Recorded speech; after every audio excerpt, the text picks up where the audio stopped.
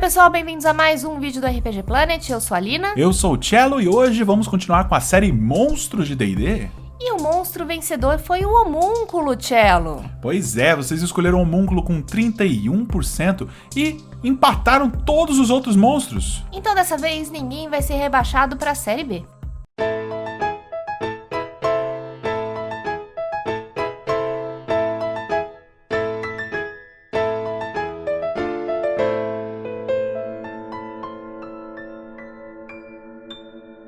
Então, Cello, hoje a gente vai começar a falar do homúnculo, ou homúnculi, né, no plural. Homúnculos significa pessoa pequena, em latim.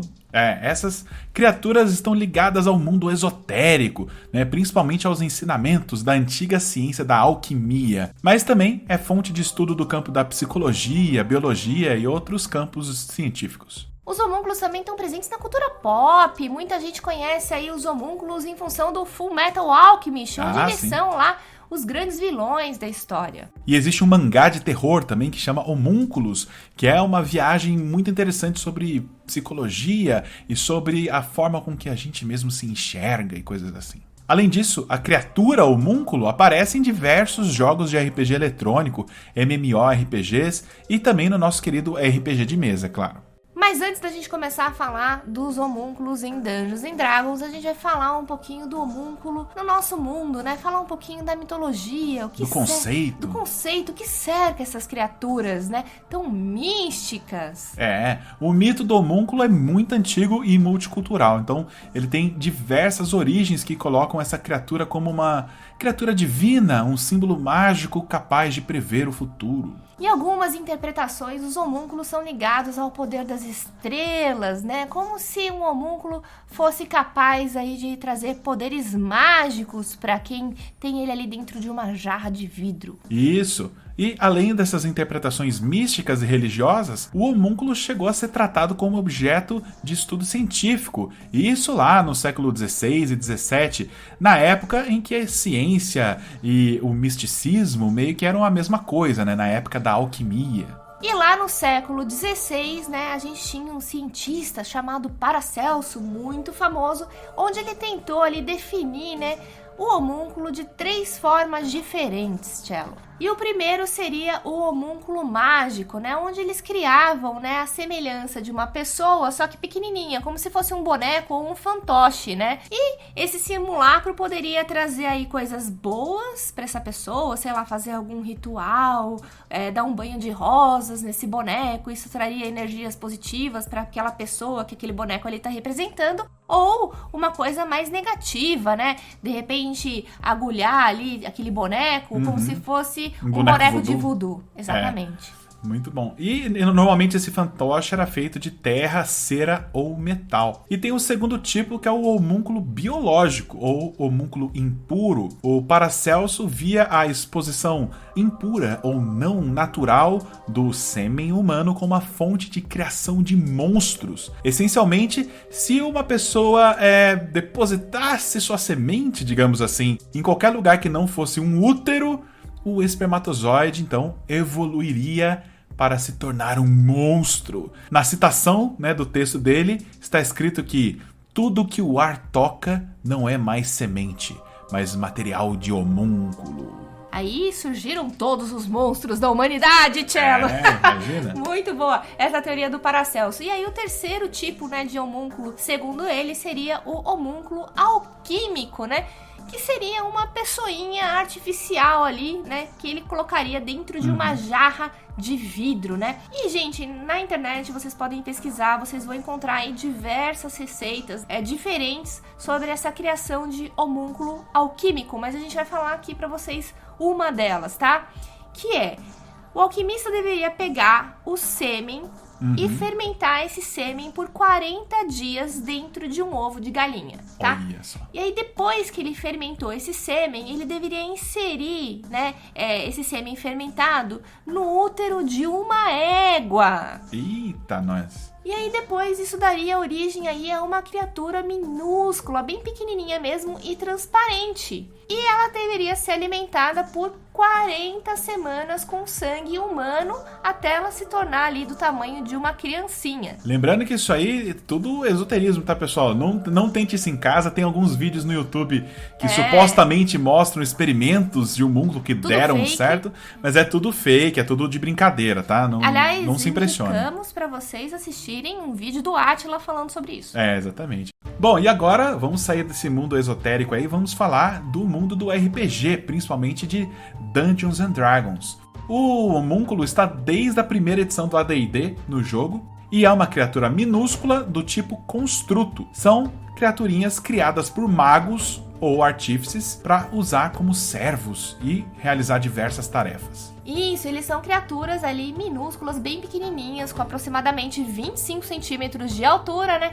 E eles têm um corpo assim como se fosse de argila, sabe? Com cinzas e asinhas Meio poroso, de né? morcego. Uma pele porosa, meio Exato. arenosa, né? E ali o mago que estiver criando, né, ele pode definir as características que ele quer para o seu homúnculo. Então, já que a gente começou a falar das características físicas dos homúnculos, vamos falar como que faz, então, para você criar um homúnculo em Dungeons & Dragons se você for um mago. Isso. O homúnculo do mago é criado através de um longo procedimento em que seu criador deve esculpir em um laboratório de alquimia um corpo, né, da pequena criatura usando argila, cinzas, raiz de mandrágora e água da nascente. Todo esse procedimento tem que ser feito no laboratório e o custo básico dos componentes utilizados tem que ser 50 moedas de ouro, né?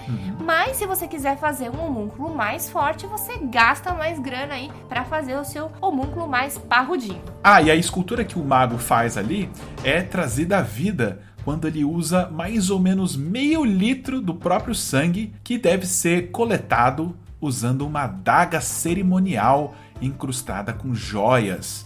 O valor dessa adaga não pode ser inferior a 1000 peças de ouro. Exatamente. E aí esse corpo, depois que ele foi esculpido, ele é trazido à vida através desse encantamento chamado criar homúnculo, que é uma magia de sexto círculo, Cello. Esse ritual todo leva 1 hora. O conjurador só pode ter um homúnculo por vez. E esse sangue, então, do mago faz com que ele e o homúnculo tenham um vínculo místico, né? Isso quer dizer o quê, gente? Que tudo que o homúnculo ver ou ouvir, o mago é capaz de ver também, ouvir também, desde que os dois estejam no mesmo plano. Então isso é muito mais poderoso, por exemplo, do que aquela ligação que o mago tem com um familiar, né? Que tem uma limitação ali de distância. Aqui não. Se o mago e o homúnculo estiverem dentro do mesmo plano, o mago é capaz de ver e ouvir tudo que o homúnculo está vendo. E o homúnculo entende todas as línguas que o mago fala. Então isso é muito bacana, ele só não vai conseguir falar. E isso faz dele um ótimo espião, né? Que ele pode estar do outro lado do mundo vendo as coisas lá e o mago vai saber tudo o que se passa. E além disso, ele pode voar, né? Então ele pode cobrir longas distâncias e acessar lugares que o mago talvez não consiga acessar. Mas tem uma pequena desvantagem nesse vínculo mágico aí entre os dois, porque se o homúnculo for morto, o mago perde pontos de vida máximos iguais aos pontos de vida da criatura. Mas o mago também pode deixar o seu homúnculo um pouco mais poderosinho, né? Ele consegue transferir um pouco da sua própria vitalidade pro homúnculo. E isso faz aumentar temporariamente os pontos de vida da criatura para que ela sobreviva mais tempo. Bom, então agora a gente vai falar da ficha, né, do homúnculo em D&D 5ª edição. Que está presente no livro dos monstros, né? Tem tradução oficial e tudo. Exatamente. Ele é uma criatura minúscula, né? Ele é um constructo. Ele tem classe de armadura 13 e 2d4 pontos de vida, né? Em média, 5 pontos. Ele tem uma movimentação de 6 metros, né? Quando ele está andando no chão, mas ele pode voar 12 metros, né? Então ele é mais rápido quando ele está voando, claramente. Bom, ele também é imune a danos de veneno e também ele não pode ser nem encantado e nem envenenado, Cello. Sim, ele também tem visão no escuro de 18 metros de alcance e ele sabe todos os idiomas que seu criador sabe, mas ele não pode falar. Bom, e lembrando que ele tem um elo telepático com o seu mestre, né? Com o mago que o criou, que o permite enxergar e ver tudo que o homúnculo tá vendo. E eles também podem se comunicar por essa telepatia. O homúnculo é uma criatura razoavelmente inteligente, né? Tem inteligência 10. Então ele é capaz de manter a comunicação e fazer companhia aí pro mago. E em combate, ele não é aquelas coisas todas não. Ele tem um ataque muito simples, né? Que causa só 1 de dano, uma mordidinha. Só que a criatura passa veneno através dessa mordida. Quem for atingido tem que fazer uma salvaguarda de constituição, dificuldade 10. Ou ela fica na condição envenenado por 1 minuto. Se essa salvaguarda falhar por 5 ou mais, o alvo, ao invés de ficar só envenenado por 1 minuto, fica envenenado por 1 de 10 minutos. E ficar inconsciente enquanto estiver nessa condição. É muito bom. É razoável. Né? Bom, então agora vamos pro segundo tipo de homúnculo, que é o homúnculo do Artífice, Cello. A classe Artífice tem uma habilidade que chama Infusão, né? Ele consegue pegar itens comuns e transformar em itens mágicos. E uma destas infusões se chama Servo Homúnculo. Bom, e o que o Artífice vai fazer? Ele vai pegar uma gema ou um cristal que tem que valer no mínimo 100 moedas de ouro e vai fazer essa infusão aí de servo homúnculo, né? E essa gema vai se tornar o coração do novo homúnculozinho mecanoide, Cello. O mecanoide é formado em volta da gema e imediatamente aparece. E ele é amigável, né, a você e aos seus aliados e obedece os seus comandos. Qual é a vantagem do homúnculo do Artífice? Ele evolui junto com o seu mestre, né? Já que ele usa o seu bônus de proficiência em várias coisas. Ele tem um bônus de proficiência do Artífice nos pontos de vida, nas perícias, nos ataques e nas salvaguardas. Então, quando o Artífice vai passando de nível e melhora o seu bônus de proficiência, o seu homúnculo melhora também. Ele fica um pouquinho mais forte. Além disso, ele também pode lançar feitiços através do toque do homúnculo. Isso é muito bom, porque ele não precisa necessariamente ali se aproximar do inimigo de repente para dar um Shocking Grasp. É importante lembrar que a iniciativa do homúnculo em combate vai ser sempre a mesma do seu mestre, né? O que é uma grande vantagem, porque evita de você esquecer ali na hora do combate, né, de pedir para ele fazer alguma coisa com a sua ação bônus. Bom, e além disso, o Artífice consegue curar o seu homúnculo ferido usando a magia Reparar. Ele consegue recuperar ali 2d6 de vida. Lembrando que reparar é um truque, então ele pode usar à vontade. Isso dá para manter o seu homúnculo vivo por bastante tempo. Então vamos aos ganchos de aventura que envolvem essa criatura, o homúnculo. Bom, eu pensei aqui num gancho de aventura para um cenário que a gente está criando, inclusive, né, que é o cenário de Ecaria.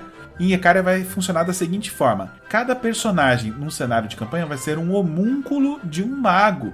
Tinha uma cabala de magos que se desfez num conflito horroroso e um traidor entre esses magos aprisionou os outros. E agora resta que vocês, os heróis da história, os pequeninos homúnculos, procurem uma forma de libertar os seus, eu não vou dizer mestres, né, mas é mais uma figura paterna ou materna do seu personagem. Então, os inimigos da campanha são animais, né, que você pode encontrar no jardim, né, como um escorpião terrível, ou um gato curioso que quer fazer de você um brinquedo. Claro que nesse nosso cenário de campanha, que não é para D&D, né, é para Old School Essentials, os homúnculos são até um pouco menores do que o de D&D, né? Ele tem só ali 6 ou 7 centímetros de altura, então é um mundo bem menor e eles têm um formato mais humanoide. Exato, é como se fossem gnominhos de jardim, tá, gente? Isso aí. Bom, e o meu gancho de aventura é a respeito de um casal de magos, tá? Eles viviam num vilarejo e a esposa era apaixonada